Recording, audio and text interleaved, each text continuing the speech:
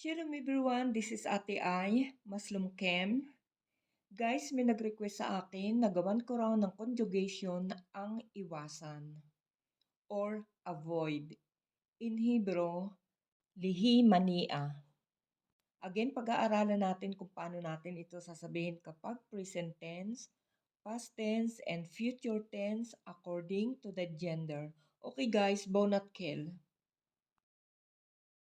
Present tense avoid for masculine singular, nimna.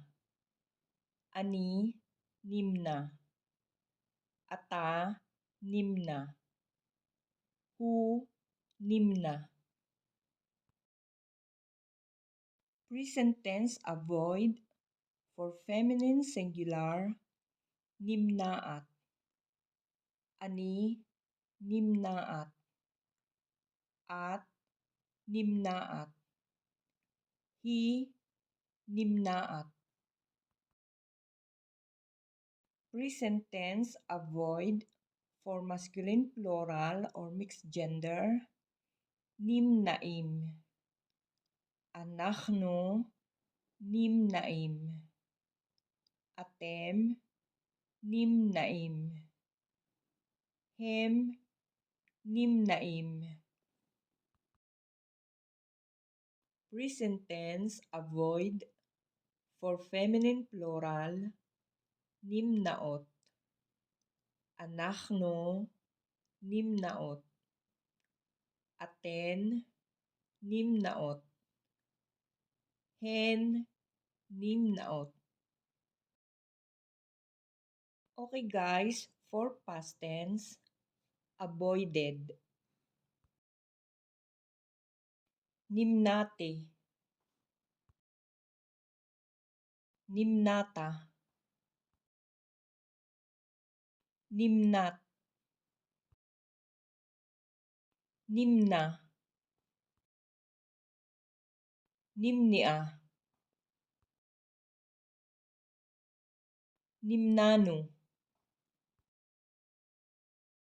Nimnatem.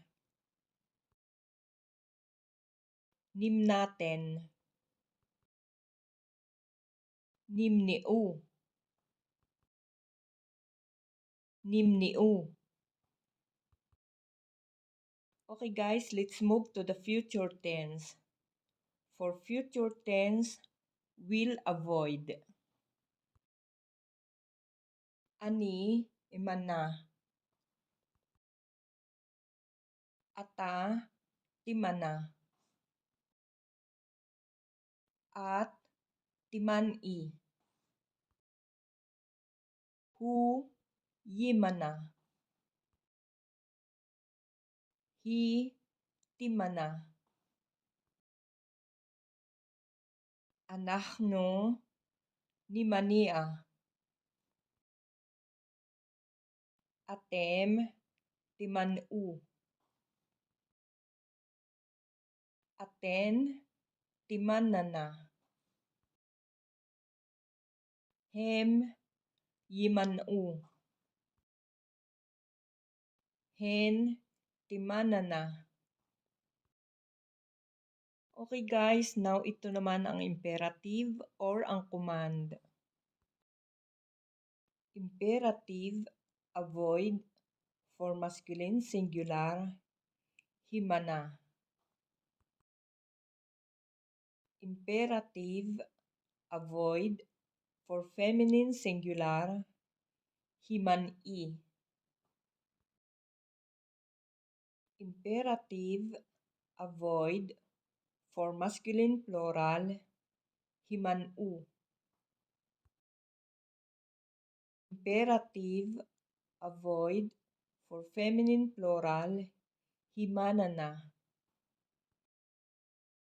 Okay guys, again, dito po natatapos ang ating vlog at another verb na naman ang na-share ko sa inyo. Sana po patuloy nyo lang suportahan ang munting channel na ito at patuloy rin ako mag-share sa inyo ng aking kaalaman.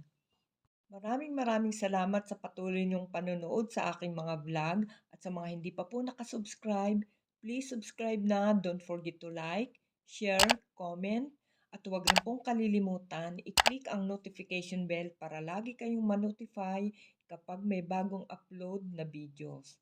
Okay guys, maraming salamat. See you on my next vlog. Lihit Raot.